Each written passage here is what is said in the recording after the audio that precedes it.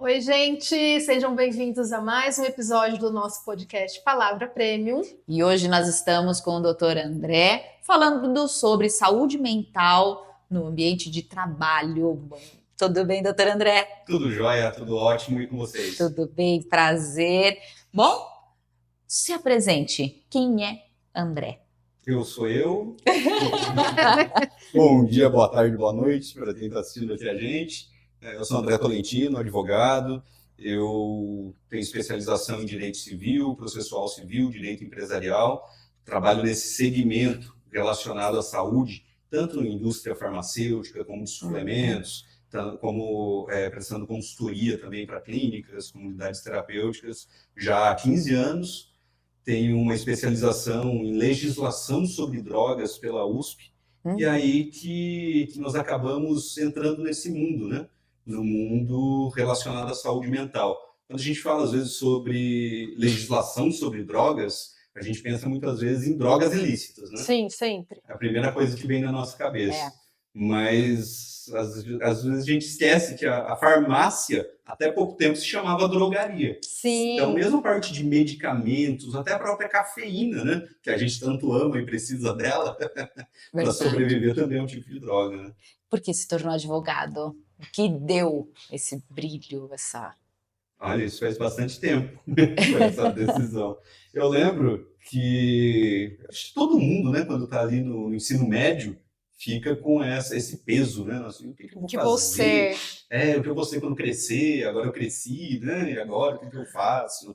E eu acho que a gente leva até muito a sério esse período da vida, né? Essa escolha, né? Porque não é uma escolha que é tão assim para a vida toda, né? Não. Então a gente vai, a gente escolhe, a gente faz uma faculdade, às vezes não era aquilo, a gente larga, Faz volta, faz outra, às vezes você faz o curso e a vida te leva para um outro caminho. É importante tirar esse peso, eu acho, também, né? Mas ali naquele momento, quando eu fiquei com esse peso nas minhas costas, eu comecei, né? E aí faz ali um teste vocacional, conversa com os professores, e aí os meus colegas mesmos falaram: André, você já percebeu que você é advogado? Pra você ter uma ideia, eu estudava aqui em Capela. Tá. Em Capela do Horto, alguns meus amigos iam para a diretoria e me chamavam para ir junto para defender. Desde criança. Desde criança. O pessoal ia para a diretoria porque aprontou. Vou chamar meu advogado. Vem cá, André, me ajuda aqui. E aí eu inventava ali uma narrativa mirabolante e tal, eu protegia, já defendia o pessoal. Minato, né? Veio contigo. Sim, aí o pessoal falou: você não percebeu que você organiza abaixo-assinado, faz projeto de lei? Você já é advogado, nasceu advogado. advogado. É verdade, eu gosto mesmo, eu tenho essa vocação, esse gosto por defender as pessoas, por pensar, por criar estratégias, então foi algo bastante natural. Bom. Bacana. Doutor André, o senhor poderia nos dizer qual a importância da saúde mental na vida das pessoas? A gente percebeu que saúde mental é importante, até eu tenho esse meu trabalho, né, na parte de direito empresarial relacionado, né, muito à saúde, questões de saúde, e também mais ainda relacionado à saúde mental. Eu percebi a importância disso muito cedo, muito trabalhando, né, nesse segmento, mas também prestando atenção às pessoas. A gente está num momento em que a saúde mental, a saúde emocional... É o foco, né? Nós percebemos o quanto isso é importante. De 10, 15 anos para cá, teve um crescimento muito grande do diagnóstico de depressão, ansiedade, síndrome do pânico, isso dentro das famílias, dentro das igrejas, nós percebemos isso também no ambiente corporativo, né, dentro das empresas. Muitos afastamentos, né? Muitos afastamentos, recebimento de auxílio-doença e muitos problemas decorrentes também, a questão de drogas mesmo. Então hoje, Muitos falam sobre a epidemia de drogas, Cracolândia, né? Por que tem esse aumento tão grande? E aí a gente vê o aumento grande tanto das drogas ilícitas, como também da dependência de medicamentos, e aí a gente extrapola. Exatamente. A gente vê hoje a dependência por jogos, o vício em jogo compulsivo, pornografia, internet. Então toda uma gama, né, de doenças relacionadas à saúde mental. E a gente percebe cada vez mais que está começando mais cedo, né? Na adolescência já começa esse insight de problema de saúde mental por conta das telas, né? Sim, já é o primeiro momento, né? Até os pais se acostumaram com isso também. A gente vê a criancinha ali de 1 ano, 2 anos, fazendo uma pequena birra, ou na hora do almoço, os pais também têm um grande grau de culpa com relação a isso. No primeiro momento, toma aqui essa tela e já vai incentivando, né? Alguns até chamam como chupeta eletrônica, né? Chupeta eletrônica. Chupeta eletrônica como uma forma de silenciar a criança e o pai poder viver aquele momento. Sim. E mesmo quando a gente fala a respeito de drogas lícitas ou ilícitas, né? A gente já está aí numa segunda, terceira geração de dependentes químicos. Sim. Então, muitas crianças hoje que já tiveram ali uma gestação em que a mãe fazia uso de algum tipo de entorpecente, já conviveu com isso desde muito cedo. Então, realmente, a gente está passando aí por um momento complicado. E qual que é a relação do direito com a saúde mental? O direito com a saúde mental, às vezes a gente não faz tão facilmente nessa ligação, mas eu estou agora ali em Sorocaba na comissão da OAB, a OAB vai às escolas, e na semana passada a gente teve uma conversa bem aprofundada a respeito disso, né? Por que a gente vai falar sobre isso? O que tem a ver um advogado, a parte jurídica, né, o direito falando a respeito de saúde mental, a respeito dessas questões? Nós temos muitas leis relacionadas a essa questão. Então, a gente pode levantar aqui, como a gente estava falando a questão a respeito de drogas, a gente tem o crime de tráfico. Sim. Mesmo o usuário, né, tem aquela questão de que não é mais crime, porém tem penas. Então, mesmo o usuário ali, ele tem as penas de advertência, prestação de serviço à comunidade. Então, existe penas para a pessoa que faz uso de drogas. Nós temos também as questões relacionadas ao trabalho, ao afastamento do trabalho, ao auxílio-doença. Então, tem toda essa questão previdenciária. Nós temos questões de interdição. A pessoa que não consegue, por conta ali de um vício, de uma dependência, fazer uso do seu próprio patrimônio, ela pode ser interditada pela família, né, para que ela não faça uso imoderado. Indevido, né? Isso. A gente tem questões de acidente de trabalho, doenças de trabalho, questão de acidente do trabalho. Hoje a gente viu que está extremamente ligado à questão de saúde mental. Então, pessoas que trabalham com depressão, que trabalham com problemas de síndrome do pânico, ou fazendo uso de álcool, de outras drogas. Então, realmente, o mundo jurídico tem diversas normas, diversas regulamentações a respeito disso. E agora, muito recentemente, a NR1. Isso que eu ia perguntar para o senhor. Como que você vê a entrada da NR1 dentro das empresas? Como que vai funcionar? Né? Porque existem muitas pessoas falando várias coisas, mas está muita especulação ainda. Porque vai expor o funcionário, né? Sim. Vai lá na ferida. Olha, aquele funcionário que é o que mais produz para mim, ele tem depressão profunda. E como que vai ficar a visão dos empregadores nesse aspecto?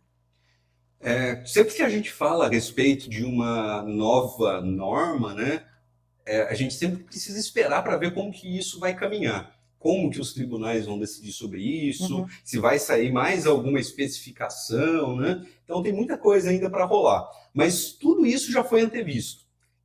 Nas palestras que nós fazíamos no ano passado, ano retrasado, se vocês procurarem aí na internet, vocês vão me ouvir falando sobre isso já há alguns anos, que essa NR ia sair. Sim. Porque lá em 2022, 2023, nós já tivemos a Lei 14.457, que fala a respeito de assédio dentro do ambiente de trabalho, que também está super relacionado à saúde mental. Então, ali naquela ocasião, né, que hoje também tem algumas normas a respeito de assédio que as empresas precisam seguir. Então, precisa dar treinamento a respeito disso, colocar no seu regimento interno, que é contra esse tipo de prática. Uhum. Então, tem algumas questões ali que já vieram antes, até da NR1, também tratando a respeito de saúde mental, né, no ambiente de trabalho. E agora, com a NR1, a gente tem uma certa direção, a gente tem direcionamento. Sabe o que eu penso sobre isso? Sempre foi obrigatório que as empresas tomassem algum tipo de atitude dentro do seu ambiente para combater doenças. Então, Sim. não é com a NR1. Então, a questão de assédio nunca foi permitido. Nunca foi. Teve uma lei que permitimos o assédio sexual, Sim. o assédio moral dentro do ambiente de trabalho. Agora, eu vejo isso com bons olhos. Eu vejo que, pelo menos agora, o Estado está passando a receita do bolo. Porque antes tinha uma obrigação genérica. Olha, se der ruim aí, a culpa é de vocês. Agora, pelo menos, a gente tem uma receitinha de bolo. Tá, mas o que a empresa precisa fazer, então? Então, agora tem ali, precisa fazer isso, isso, isso. Tá certo que tem algumas coisas ali que não dá para entender ainda muito bem, Sim. como que isso vai se desenvolver, mas pelo menos a empresa tem uma direção. Porque antes a empresa ia lá fazer uma palestra, fazer isso, fazer aquilo, chegava no juiz, o juiz, não era assim que eu queria. Eu queria que fizesse de outro jeito. E aí a empresa se lascava. E aí chegava num outro juiz, às vezes, que fez de acordo com aquele outro, chegava no juiz, não é assim. A empresa ficava deliberado, né? Cada um pensava de uma forma. Sim. E a empresa que sempre... andava no escuro, andava tateando assim no escuro, sem saber. E agora você acha que vai diminuir isso? Eu acredito que sim. Hoje também, depois da reforma trabalhista ali de 2017, a gente tem hoje o artigo 223G da CLT, que diz que o juiz deve considerar tudo que a empresa fez na hora do julgamento. Todas as sessões preventivas o juiz deve levar em consideração. E hoje a gente já vê, por exemplo, indenizações, né, por dano moral, que antes a gente via ali na casa de 200 mil, 300 mil reais. Hoje a gente vê empresas com condenações de 2.000, 2.500, ou mesmo não sendo condenadas. Aconteceu, vamos supor, a questão de assédio. Aconteceu o assédio dentro da empresa? Já vimos casos em que aconteceu, mas que a empresa tomou todas as atitudes. Então, a empresa fazia palestra, a empresa tinha isso previsto no seu regulamento, a empresa tinha um canal de denúncia, a empresa fez tudo. E aí, quando ocorreu o assédio e houve uma primeira denúncia, a empresa agiu de acordo com a lei. Chegou lá, o juiz falou, olha, quem vai responder por isso é o assediador. O assediador ele vai responder criminalmente, ele vai responder na esfera civil e na esfera trabalhista. Foi demitido por justa causa. E o assediador é quem vai responder, não a empresa. Então, hoje, eu vejo isso com bons olhos. Tem muito ainda o que evoluirmos. Eu acho que o Estado também está terceirizando a culpa. Sim. Ao invés do governo, do Estado tomar as medidas próprias, tem muita coisa que o governo está terceirizando para a empresa, mas eu acho melhor fazer isso de uma forma explícita, colocar ali na norma, colocar ali na lei, do que simplesmente mudar o entendimento do judiciário e a gente descobrir isso lá na frente. Então, com relação à NR1, as empresas precisam se adaptar, as empresas precisam conhecer, trazer consultorias, precisam se movimentar com relação a ela, mas eu vejo com bons olhos no sentido de que, pelo menos, isso está explícito e que existe, então, algo mais concreto que a gente pode seguir. Doutor André, nós fizemos uma enquete com os colaboradores da Saúde Prêmio sobre direitos e deveres do trabalhador. Quais são os direitos dos trabalhadores em termos de saúde mental? Explica para o pessoal como que funciona. Tá. A gente fala muito a respeito de compartilhamento de responsabilidades, que é algo que não é muito falado, mas a empresa tem as suas responsabilidades, então, com relação ao NR1, fazer esse tipo de levantamento, com relação a assédio, salário, 13º, férias. Então, tem vários direitos e, geralmente, o empregado conhece mais esses direitos que a própria empresa. Então, são difundidos, as pessoas têm acesso, conhecem, tem uma carga, né? O Brasil tem uma carga muito complexa. Eu falo até, às vezes, não é só o custo, é a complexidade de tudo isso. Atestado, 14 dias, 15, 16, e se for isso, e se for gestante. Então, é uma complexidade muito grande que depende aí de um advogado com muitas especializações para conseguir compreender quase tudo. né, que Tá. tudo é impossível. Sim. Então, existe um grau de complexidade muito grande. Com relação ao empregado, aos deveres, alguém é uma pessoa que comete o assédio, tá? Então, existe a responsabilidade pessoal Em ambas dessa. as partes, né? Sim, sim. Então, existe essa responsabilidade pessoal. Do que nós vemos na prática dentro das empresas, olha, diferente do que muita gente pode pensar, geralmente não é o patrão, o dono da empresa, quem comete o assédio. Uhum. Geralmente, na prática, é alguém que tem um cargo ali um pouquinho superior aos outros e que é o único poder que teve na vida e que às vezes usa disso como uma forma de. A Aí quem é síndrome do psicóloga pequeno pode poder, dizer né? melhor, né? É uma questão muito mais da psicologia do que do direito. E que com esse sentimento acaba cometendo o assédio. Também já percebi, cortando um pouco, que existem muitas pessoas que não pode se falar absolutamente nada, que na cabeça delas tudo é assédio. Então, por exemplo, você foi contratado para fazer X coisas e ela simplesmente não quer fazer aquelas X coisas. E quando você traz, por exemplo, os procedimentos e tudo mais, ela se sente assediada Uhum. pelo básico. Porque tá Aí é problema dela. pedindo a mais Uhum. do que eu fui contratado para fazer. Sendo que tem ali no escopo, Uhum. né? Então já vi E que várias. também não tem problema pedir, às vezes, de vez em quando, algo que está fora de escopo. Sim, É possível, é plenamente possível. Nem só por isso a gente está falando aí sobre acúmulo de função, por exemplo. A própria lei diz, para ter acúmulo de função, precisa que isso seja feito de contínuo, forma né? Recorrente. reiterada. Então, nós temos aí casos em que a funcionária que trabalhava com costura foi solicitado para ela algumas vezes que levasse material da empresa para São Paulo. E mesmo assim a empresa não teve condenação com relação a isso, porque não é de forma reiterada, não era todo dia. E mesmo se fosse, ela teria direito ali a um acréscimo com relação ao salário. Então isso pode ser feito. Então, respondendo às duas questões, né, que elas se complementam, em primeiro lugar, quem comete assédio é uma pessoa, Sim. não é a instituição. E aí a questão, por exemplo, do assédio, essa questão de saúde mental, de saúde emocional, existe vários tipos de responsabilidade. A gente sempre fala responsabilidade civil, que é aquela que dói no bolso, que é a indenização. Essa dói mesmo. A gente tem a responsabilidade criminal, e a gente nunca viu a estátua da Van saindo algemada. Então, não é a empresa que vai responder criminalmente, é o CPF, é a pessoa física. Quem foi que cometeu o assédio sexual? Foi o fulano? É o fulano que vai para a delegacia. É ele que vai responder pela ação dele. Então é o empregado, não vai transferir essa responsabilidade para a empresa. E existe também a responsabilidade trabalhista, que é a advertência, suspensão, demissão por justa causa, que as empresas, eu sempre falo, as empresas precisam usar. Então, tem poucos direitos da empresa previstos na CLT. Exatamente. Um deles são as punições. As empresas precisam usar. Não é porque eu sou ruim que eu fico falando para as empresas, usem as punições. Viu? É para proteger os empregados. Porque, assim, de 100 funcionários, um é a maçã podre. E, às vezes, esse um, ele vai prejudicar todo mundo. Eu já vi empresas, por causa de um, e, às vezes, tentando segurar esse um, a empresa já foi à falência.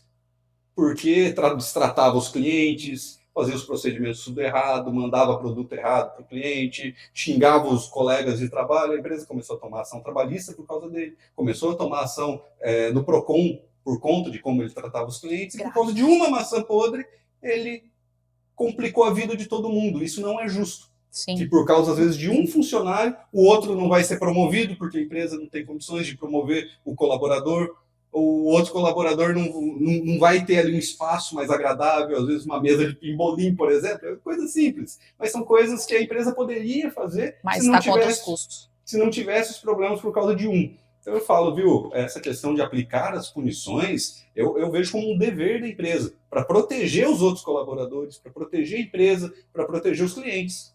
Porque dessa forma ela está realmente se blindando. E aí, com relação, né, ao seu questionamento, que foi sobre... Sobre o que fazer, Fui né? pra um lado Porque aqui não, respondendo, aí tá tudo dentro. Porque muitos colaboradores, qualquer coisa que é falada, sim, né? o mimimi. O mimimi Então, de vamos hoje. lá. A gente tem que tomar um certo cuidado, né? Porque nem tudo é mimimi. Então, existe o Exato. assédio, existe assédio sexual. A gente tem relatos Sim. absurdos, né? Contra mulheres. Sempre que eu vou falar de assédio sexual, Principalmente. mesmo os números mostram que a questão, mesmo do assédio moral, mas aí o assédio sexual muito mais, eu sempre trato a vítima no feminino. Não dá para tratar a vítima no masculino. Mas tem casos no masculino? Ou é muito... Tem casos, mas geralmente, mesmo quando o assédio é contra o homem, o assediador é homem também. Então, isso acontece. Sim. Então, na grande maioria dos casos, existe casos em que o homem está sendo assediado pela mulher? Existe. Mas vamos falar bem a verdade. Geralmente, o homem se sente mal orgulhoso, feliz, conta para os colegas. Mas tem pro ego, né, Conta para os colegas com um sorriso de orelha a orelha. Então, vamos falar bem o português correto. Então, geralmente, quando o homem é vítima, também tem um homem assediador. Então, essa a gente está falando do padrão. Podem ter exceções? Podem, mas são exceções. A grande maioria é. Isso, são exceções. Então, a gente tem que levar a sério quando são questões sérias, né? Precisa haver aí uma análise mesmo, né, de cada caso, né, por parte da empresa, do RH, de eventual departamento jurídico, né? Porém, é muito importante se falar, eu acho tão importante quanto falar sobre o que é assédio, falar o que não é assédio. Exato. Hoje a gente precisa falar muito sobre o que não é assédio. Porque ninguém tudo, sabe, né? Tudo entra no assédio, né? O pessoal acha que é tudo. Ai, falei um A com uma voz mais alta, já é assédio. Então, as pessoas precisam entender. Sim. Primeiro, assédio são condutas reiteradas, são condutas repetitivas, tá? Então, mesmo a questão do assédio sexual, quando a gente fala sobre a questão criminal, ela exige também que tenha uma situação ali de hierarquia. Então, que seja um superior hierárquico, que ele está se usando da posição dele dentro da empresa para cometer o assédio. Então, é aquilo, olha, se você não sair comigo, você pode ser demitida. Olha, para você crescer nessa empresa, você sabe que você tem que fazer favores para mim. Então, esse é o assédio sexual. Não se confunde com a paquera no ambiente de trabalho. O ideal é que não tenha paquera também, porque é ambiente de trabalho. A gente precisa profissionalizar as empresas. Mas é muito comum que as pessoas se conheçam no trabalho, isso desenvolva-se num namoro, num casamento. Eu conheci minha esposa no trabalho, por exemplo. Beijo, Thaís. Doutor André, quais as consequências das empresas não abordarem a saúde mental no ambiente de trabalho? Como eu falei ali no início, um pouco mais atrás, né? Então, as empresas têm o dever, tá? As empresas têm o dever de tratar desse assunto. A primeira questão, a empresa ela pode responder pelo que acontecer ali dentro. Então, se as empresas não abordarem, não seguirem, lembra que eu falei o artigo 223G da CLT, que fala que deve ser levado em consideração tudo que a empresa fez para evitar aquele fato. A empresa não fez nada? Olha, a empresa não fez o que está na lei. Pô, não é algo além, a gente não está falando de alguma coisa que foi inventada ou que o juiz tirou da cabeça dele. Então, a gente está falando do que está na lei agora, né? O que está numa norma. Então, se a empresa não cede, ela não está fazendo nem o mínimo. Então, muitas indenizações que poderiam, a gente está falando aí de 5 mil, 10 mil, aí vai lá para os 200. Então, a empresa ela pode ser punida nesse sentido, caso venha a acontecer algo dentro da empresa, né? Ela pode ser punida por conta disso. Outra questão, ela fica descoberta. Hoje, quando a gente fala sobre saúde mental, a gente está levando em consideração muitos fatores. Então, é muito difícil ficar demonstrado que foi por culpa da empresa. Então, o funcionário apresenta ali uma síndrome de burnout, uma ansiedade generalizada. Nós temos muitas empresas que teve já esse tipo de denúncia ou já ingressaram com a ação, mas não ficou demonstrado a relação entre a empresa e a doença. Porque tem questão genética. Exato, predisposições tem muitas predisposições. Às vezes a pessoa já veio, Sim. Né, foi contratada com essa patologia. Sim. E cabe às vezes à empresa. Ela foi diagnosticada depois. Sim, e cabe à empresa ter que tratar disso, não, né? Então, Cabe à empresa deixar o ambiente quem adequado. precisa comprovar que foi por culpa da empresa é o É o empregado. empregado. Não é a empresa, não tem como ela Não tem provar como. que foi o contrário. Então, por isso que eu falei, é muito difícil uma prova desse tipo. Acontece, nós vemos casos, mas é muito difícil conseguir comprovar que foi por culpa da empresa. Porque geralmente, é a vida toda de uma pessoa. Tem Exato. trauma de infância, como eu falei, tem questão genética, tem questões da adolescência, tem problema com os pais, tem muitas questões que foram levantadas, foram culminar ali no futuro, né? Então, já existe essa dificuldade. Mas se as empresas não fazem a lição de casa, essa é a questão. Se as empresas não cumprirem com essas normas, não fazerem o básico que está na lei, você pode ter certeza que o juiz vai interpretar contra a empresa. Então, o empregado não provou que foi por culpa da empresa, mas o empregado traz, olha, mas a empresa não fez isso, não cumpriu com a lei de assédio, não cumpriu com a NR1, não fez isso, o juiz eu não vou me aprofundar, não vou mandar perito, porque o básico não fez. Não foi Sim. feito. Então, o maior risco que eu vejo para as empresas, além de questões com relação a sindicato, com relação ao Ministério do Trabalho, o pior do que pode acontecer são essas ações individuais e, em segundo lugar, criar um ambiente insalubre. Você ter funcionários se afastando, isso torna-se epidemia dentro de algumas empresas.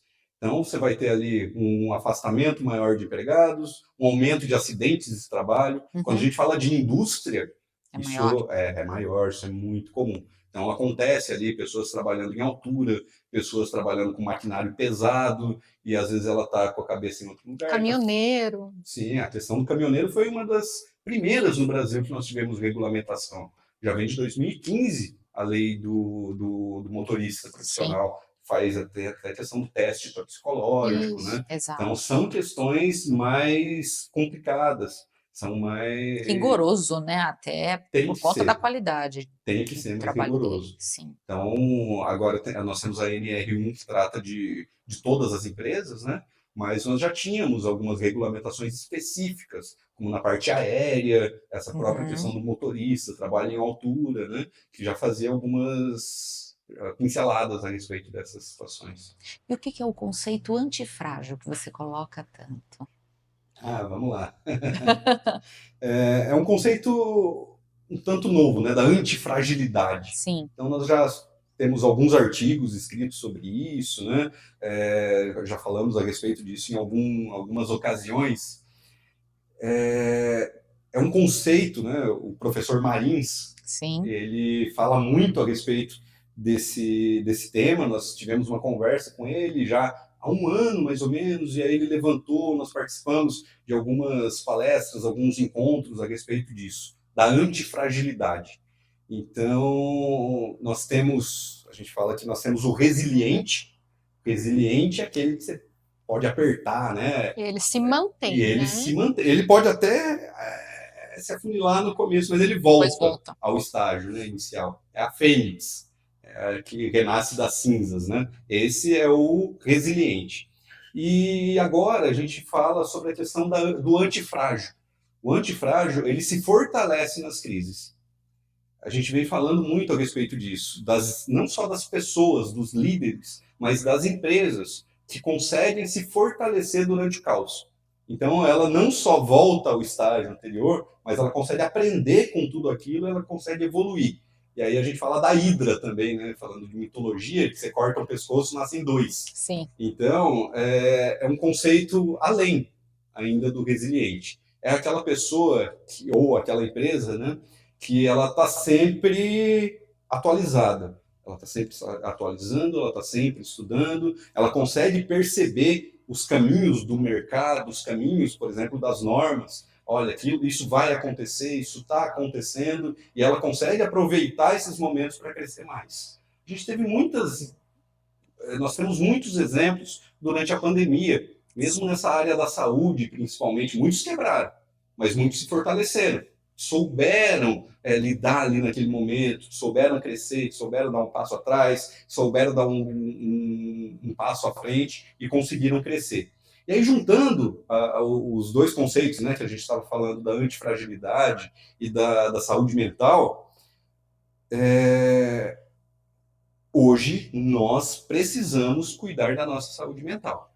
Senão, nem resiliente a gente é, senão antifrágil menos ainda. Então, é um dos requisitos básicos hoje. Então, eu falo que é um problema de todo mundo. É um problema muito sério das famílias. As famílias precisam estar atentas aos seus filhos, aos seus maridos, às suas esposas, entender, né, que as pessoas não são de ferro, Sim. que precisa ter um hobby, que precisa ter, seja a sua religião, ou fazer a sua meditação, enfim, ela precisa ter ali os seus momentos, né, para si, que precisa ser incentivado isso dentro de casa, que isso precisa ser incentivado dentro das igrejas, precisa ser dado esse tratamento, né? Precisa ter esse olhar de carinho, esse olhar de cuidado, dentro das famílias, dentro das igrejas, dentro das empresas, dentro das corporações como um todo. E aí, principalmente, é nós olharmos para nós.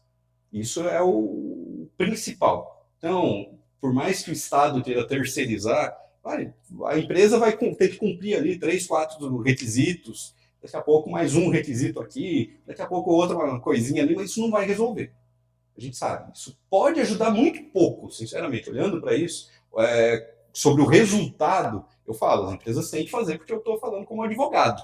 As empresas precisam fazer isso para não pagarem por essa omissão. Mas tem a isso responsabilidade. vai resolver o problema da saúde mental? Não vai. É muito além, né? Não vai. Isso não vai resolver. Isso aí você vai ter um checklist ali dentro da empresa, a empresa vai pagar ali para o consultor, vai colocar formalmente, mas sinceramente isso não vai resolver. Isso ninguém vai resolver pelo outro. Isso é uma questão muito interna. As famílias têm que estar de olho, as famílias têm que procurar ajuda, têm que se despir dos preconceitos, entender que são doenças que existem, são doenças que precisam ser respeitadas, que têm seu CID, que tem tratamento, que tem remédio para isso. Então, existe todo um tratamento. Então, da mesma forma como não se pode ter preconceito contra um diabético, vai ter preconceito. Eu tenho preconceito contra quem tem pressão alta, contra quem tem, sei lá, qualquer tipo de doença, né? Então, a saúde mental da mesma forma. São doenças que estão aí, que vem aumentando o diagnóstico, mas que tem tratamento. As pessoas precisam saber diagnosticar, perceber e procurar ajuda. Não tem vergonha nenhuma disso. Não é falta de Deus no coração. A gente teve Padre Marcelo com depressão profunda, Fábio de Mello com síndrome de problema de ansiedade, Sim, gravíssimo. Inúmeros pastores, pastoras. Então, existem caminhos que podem ser trilhados. Então, as famílias, as igrejas, as empresas e principalmente a própria pessoa olhar para si, buscar estar em paz consigo, conseguir enxergar as coisas de uma forma mais leve. Eu acho isso fundamental. Eu falo muito da guinada de 360 graus. Às vezes a gente pode achar estranho, né? Porque se a pessoa virou 360 graus, ela voltou para o mesmo lugar que ela estava, né? Ou não, ela olhou por todos esses ângulos e ressignificou tudo isso, exatamente. Né? Isso é essencial. Eu, trabalhando nesse meio e num segmento mesmo jurídico com empresas que é pesado. Às vezes a gente tem que tomar decisões que pode quebrar a empresa, pode impactar de uma forma que ela nunca mais vai retomar. Então a gente anda com muita carga nas costas. Mas é importante isso, a gente ter os nossos momentos, a gente se conhecer, saber o que me relaxa, o que me deixa feliz e fazer essas coisas. Às vezes a gente se acumula tanta carga nas nossas costas, a gente não consegue mais levantar, olhar, né, ao nosso redor. Então a gente se conhecer, a gente saber o que eu gosto de fazer. É difícil quando você parou para pensar ali, o que você gosta de fazer? Às vezes a gente passa meses, anos e não para para pensar o que eu gosto. Não dá tempo. O que me dá prazer de fazer? Como se estivéssemos alienados, né, com todas as situações que ocorrem no dia a dia e você vai sendo levado por aquilo e não para se perceber. A rotina consome, né? Eu lembrei daquele filme do Chaplin. Sim, sim. Ele fica apertando. E de repente a máquina suga ele começa a fazer parte da máquina, né? Sim. Então é isso, nossa rotina, às vezes, coloca a gente na empresa, a gente virou um robozinho. Exato. A gente está ali apertando parafuso e a gente não vê onde a gente se meteu. Então é muito importante a gente parar, a gente fazer isso, pegar o caderninho, um lápis, uma caneta, anota. O que me faz bem? Deixa eu Vou parar aqui, deixa eu anotar, como que eu tô? Isso me faz bem, fazer caminhada com os meus filhos, andar na natureza, fumar meu charuto, meditar, fazer minha oração. Coloca ali, faz uma listinha ali com 5 coisas, pelo menos, que te dá prazer e cria esse hábito na sua rotina. Todo dia eu vou fazer pelo menos 2 coisas nessa lista, tal horário e tal horário. E começa a cumprir, começa a fazer aquilo. Até colocar isso na agenda, fazer diário. Fala, viu, faz um diário só de coisa boa que aconteceu no seu dia. Bom. Faz diário para você ver, porque às vezes você pergunta o que aconteceu de bom. Nada. Trabalhei, mas se você parar para pensar, coisinhas pequenas, que às vezes aquilo te fez muito bem. Só que você deixa passar tão no automático que você nem consegue captar aqueles hormônios bons advindos daquilo que aconteceu. Então, acontece muitas vezes que a gente fica doente que a gente dá valor. A gente está doente, não consegue comer, está comendo só uma sopinha e tal. Aí a gente se toca, nossa, como era tão bom respirar direito. Eu tive um problema de fazer uma cirurgia no nariz, que, putz, eu fiquei com tanta falta de respirar. É tão gostoso você poder respirar coisa tão simples e que é tão prazeroso. Então, eu acho muito importante a gente ter esse autocuidado. A gente conseguir olhar para a gente ter esse momento para a gente e a gente fazer mais coisas que nos dão prazer, para a gente sair um pouco dessa... Doutor André, uma dúvida agora que me veio. Os atestados trazidos pelos funcionários nas empresas, não existe mais a obrigatoriedade de ter o CID. Aí já impõe que o funcionário, eu não quero que o meu patrão saiba o que eu tenho, então não quero que coloque o CID. Agora, com a vinda da NR1, os funcionários vão precisar se expor. Será que as empresas não vão começar a fechar? Os funcionários falam, poxa vida, eu não quero que ele saiba que eu tenho síndrome do pânico ou que eu tenho uma depressão grave. E aí os funcionários vão começar a se afastar. Tudo bem que a gente depende do trabalho, mas a autoexposição vai ser muito constante, né? O funcionário ele vai poder continuar sem se expor. Isso vai ser uma decisão do funcionário. Então, a empresa ela precisa ter uma gestão disso. Então, o que chegou de CID, se tiver ali constando questões de saúde mental, ela precisa criar ali o seu banco de dados e criar meios, né, para se trabalhar essa questão. Mas, se o funcionário optou por não trazer não tem essa indicador, informação, né? Se o funcionário optou por não trazer essa informação, não tem como a empresa saber. Então, a empresa precisa fazer aquilo que está ali, né? Precisa treinar os seus líderes, precisa criar ali um sistema para lidar quando isso acontecer. Sinceramente, não é muito diferente das outras doenças. Eu falo que a gente precisa pôr na nossa cabeça que é para tratar como outras doenças. Tem 15 dias de atestado? Ok, empresa de custeia. Tem mais, ultrapassou esse período, né? Precisa de um tratamento, às vezes precisa de uma internação, encaminha para o INSS, vai receber o auxílio-doença, né? O benefício agora. Então, vai seguir como qualquer outra doença. Se o funcionário não quiser se expor, não tem como dar choque, não tem como fazer qualquer coisa para isso. Isso é uma questão de foro íntimo que o funcionário vai decidir se ele se expõe ou se ele prefere não se expor e tratar isso de uma forma sigilosa. E aí a análise vai ser pelo dia a dia no trabalho, né? Pelos comportamentos, né, Marina? Tudo vai ter que ser visto justamente junto com os treinamentos que são dados, né, pela empresa. Porque também não podemos invadir essa individualidade do colaborador. Sim. A gente precisa acolher, mas tudo dentro das regras, tudo dentro dos limites, porque nós também não podemos confundir empresa e tem não tem CPF. Exatamente. Não é paternalismo, normas, né? Sim. Essas normas, elas exigem que as empresas estejam... adequadas. Estiquem o braço. Agora, se vai pegar essa ajuda, aí é o funcionário que vai decidir. Sim. Tá? Então, as empresas precisam ter esse braço da ajuda. Olha, se você tiver com algum problema, se você quiser se expor, se você... quer, né, algum tipo de colaboração, o braço está aqui. A lei exige isso, você dá o braço. Agora, quem vai pegar esse braço, quem vai querer essa ajuda, aí é uma decisão individual do funcionário. Porque também existe muito preconceito, né? Eu sou usuário de drogas, eu não vou expor a minha vida sabendo que eu posso perder o emprego, por exemplo. eu vou fazer um tratamento, mas a empresa sabe que eu sou um usuário de drogas, né? Então, vai ser uma autoexposição, vai ser bem complicado, hein? Você está falando ainda da questão do usuário de drogas, que aí tem mais preconceitos Preconceito. ainda. Ainda tem muito mais preconceitos. Mas ainda existe preconceito muito forte mesmo contra a pessoa que está sofrendo uma depressão Sim. ou um transtorno de ansiedade.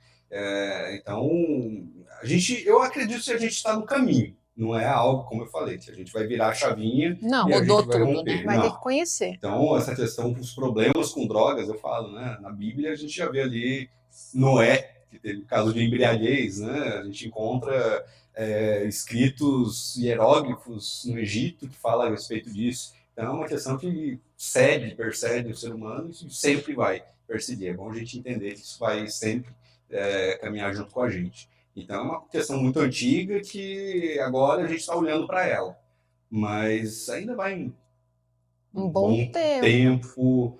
Que ainda vai lapidando, né? Tudo que vem do novo depois começa a ser lapidado, até para ir melhorando cada vez mais. Sim, Mas precisa dar esse olhar, sim, sim. né? São olhares diferentes que a gente não sabe para onde vai levar. Então, eu vejo com bons olhos, até a molecada. Você tem filho pequeno também, né, Aline? Tenho 2. Quantos anos eles têm? Tem 5 e um com 10. Ah, grandinho. Você tem? Não tenho Não? filhos, Eu não. tenho uma de 13. Uhum. Fez 13 anos agora. Aí agora chegou a adolescência. Tá chegando. E é menina ainda, a sua, né? Meu Deus. E é bonita. Já tanto fosse mais feia. Tentei engordar tentei fazer, mas ficou bonita. Pais protetores, ó, o próximo tema do nosso podcast. Mas eu puxei esse assunto porque eu acho que essa nova geração dos pequenininhos estão já sabendo lidar com isso melhor. Uhum. Parece que eles já entendem isso de uma outra forma. E eles têm uma propriedade do vocabulário, até por conta das redes sociais, né? Extenso da parte psicológica. É engraçado Sim, sim. a forma como eles colocam. Falam assim, eu acho que eu tive uma crise de pânico. Eu olho para os pacientes, são crianças, e falo assim, Como assim? gente. E eles descrevem e é real. Uhum, Não já diagnosticando já se autodiagnosticando. É muito engraçado. Não pode se automedicar, pessoal. Não, isso não. Cai fora. Não, por favor. Nenhum. Mas eles têm noção do que estão falando, sim. Sim. Não é aleatório, não. Na nossa época não tinha nada disso, a gente jogava bola na rua. Os diagnósticos também não eram tão Não. precisos, né, antigamente. Não, nossa, Não era tinha, terrível. não tinha. Eu lembro dos meus amigos, inclusive eu tô beirando os 40, mas eu lembro dos meus amigos que na época passavam por esse tipo de situação e que, a gente tratava com muito desdém, Exato. com apelidos maliciosos e com bullying. Tinha muito bullying, muito bullying. Muito bullying, e depois eu vi que com coisa séria, de vez em quando. Eu tenho amigos da minha idade que foram diagnosticados agora, com déficit de atenção, com autismo, e que na época eram maltratados. E hoje, olhando para trás, eu me arrependo, tal, mas fazia parte, era aquele momento. Era o ambiente, era desse jeito, né? Sim. Então, teve muitas problemáticas, tem seus prós e seus contras. Isso cria uma casca dura também, mas para quem realmente estava vivendo aquele problema, era muito difícil. Sim. Então, eu vejo com bons olhos, assim, eu acho que a molecada tá enxergando essa questão. É claro que se a gente vê como que isso vai se desdobrar, vai ser lá na frente, porque pode estar bem agora, mas isso pode trazer prejuízo. Isso é questão de longo prazo, Sim. né? Então, mas eu sou otimista com relação a essa questão. Que bom. Tem alguma dica de saúde mental para o nosso espectador? Dica de saúde mental? Acho que é aquilo que a gente estava falando, né? Cuide de si. Tenha um olhar para as pessoas próximas de você. Se você está bem, então dá uma olhada como está a esposa, como está o marido. A gente falou aqui muito da questão do preconceito. Supere esses preconceitos. São doenças como qualquer outra que tem tratamento. Então, busque ajuda, busque tratamento. Tem profissionais especialistas, tem psicólogo. Psiquiatra não é só coisa de maluco. Então, as pessoas precisam visitar um psiquiatra, precisam fazer uma terapia. Isso é extremamente importante. Então, a gente já percebeu, ao invés de, a gente vê pessoas vivendo 20, 30, 40 anos mal.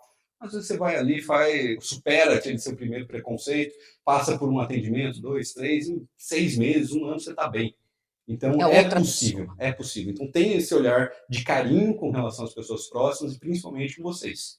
Vamos sair das telas? Doutor André, sei que ele ama livros. Uma dica de leitura. Isso. Eu vou dar 2 dicas de livro aqui para vocês. Primeiro, o melhor livro de todos os tempos, o meu. Eu lancei um livro, né, agora no final do ano, Direito Civil e Processual Civil, pela editora Ridel. É uma coleção, a coleção Serviços Jurídicos, que são livros que não são voltados para profissionais do direito. Está disponível nas livrarias já? Sim, está disponível nas livrarias e no site da Ridel você compra até com desconto. Então, tem ali de direito civil, processual civil, direito do trabalho. Eu coordenei essa coleção junto com a doutora Fabiana Guilherme, que é daqui de Capela do Alto também. Nós coordenamos essa coleção. Vai ter mais alguns volumes sendo lançados agora, e são livros muito voltados para empresas.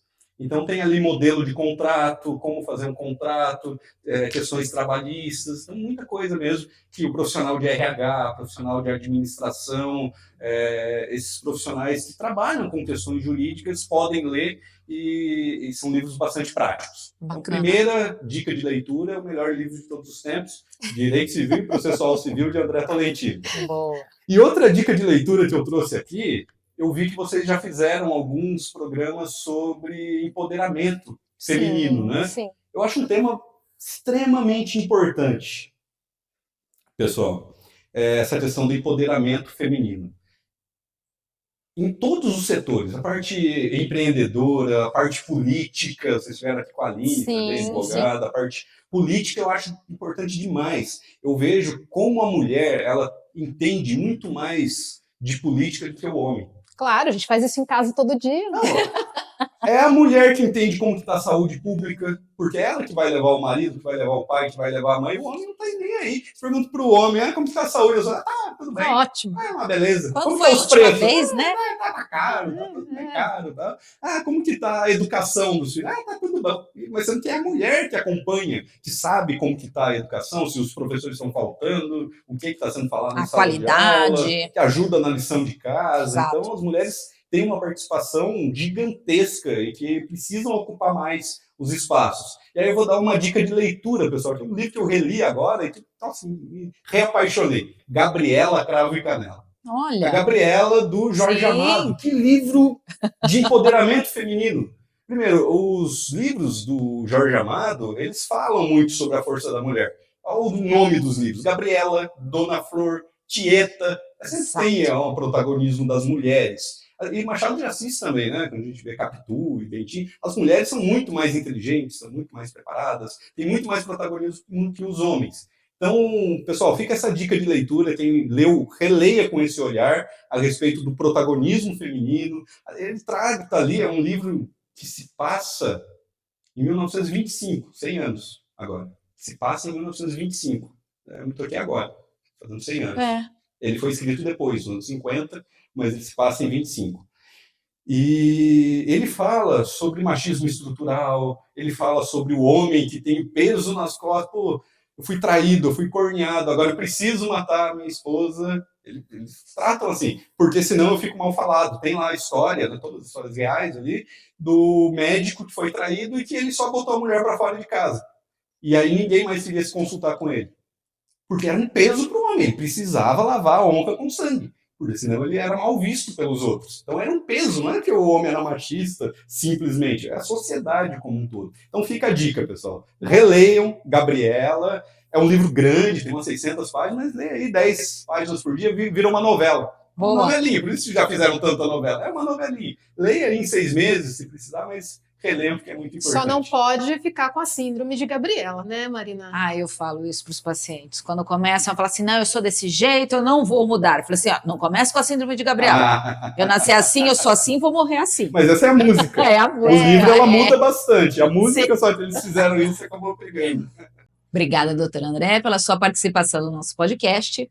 E peço para todos seguirem as nossas redes sociais, o Instagram, o YouTube, TikTok, também estará aqui embaixo no link. Sigam o doutor André Tolentino. Obrigada, até mais. Eu que agradeço, obrigado.